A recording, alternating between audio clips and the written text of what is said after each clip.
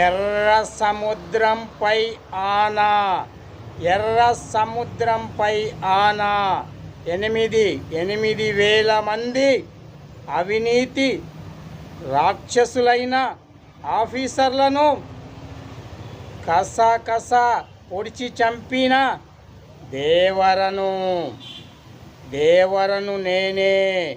ఎర్ర సముద్రంగా మారింది, వారి రక్తంతో తడిసి ఎర్ర సముద్రం అయ్యింది. 8,000 మంది అవినీతి రాక్షసులు దేశం మొత్తంలో లంచాలు తింటూ వలిసిపోయారు.